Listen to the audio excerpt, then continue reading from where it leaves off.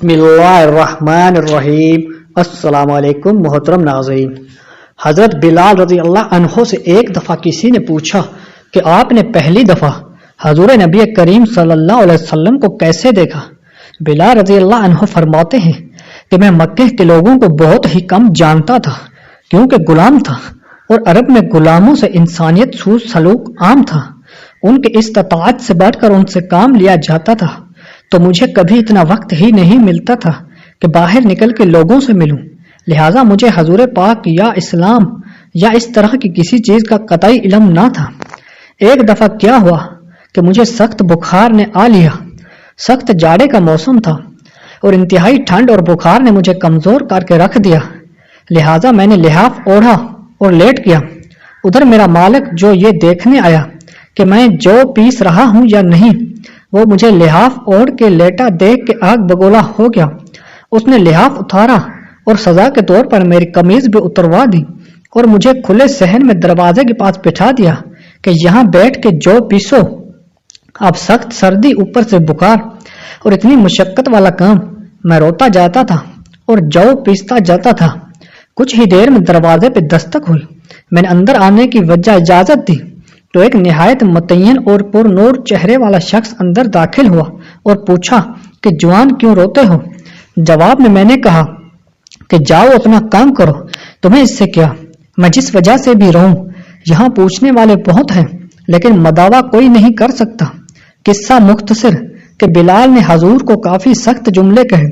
حضور صلی اللہ علیہ وسلم یہ جملے سن کے چل پڑے۔ جب چل پڑے تو بلال نے کہا، بس میں نہ کہتا تھا کہ پوچھتے سب ہیں، مداوا کوئی نہیں کرتا۔ حضور یہ سن کر بھی چلتے رہے۔ بلال کہتے ہیں کہ دل میں جو ہلکی سی امید جاگی تھی کہ یہ شخص کوئی مدد کرے گا، وہ بھی گئی، لیکن بلال کو کیا معلوم کہ جس شخص سے اب اس کا واسطہ پڑا ہے وہ رحمت للعالمین ہے۔ بلال کہتے ہیں کہ کچھ ہی دیر میں وہ شخص واپس آ گیا۔ اس کے ایک ہاتھ میں گرم دودھ کا پیالہ اور دوسرے میں کھجوریں تھی۔ اس نے وہ کھجوریں اور دودھ مجھے دیا اور کہا، کھاؤ پیو اور جا کے سو جاؤ۔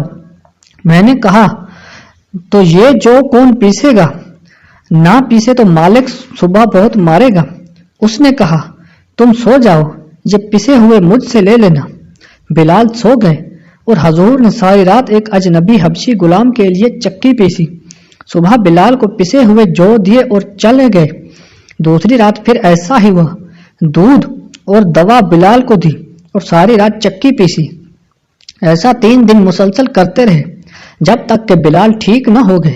یہ تھا وہ تعارف جس کے بطن سے اس لافانی عشق نے جنم لیا کہ آج بھی بلال کو صحابی رسول کے بعد عاشق رسول پہلے کہا جاتا ہے۔ وہ بلال جو ایک دن اذان نہ دے تو خدائے تعالیٰ سورج کو طلوع ہونے سے روک دیتا ہے۔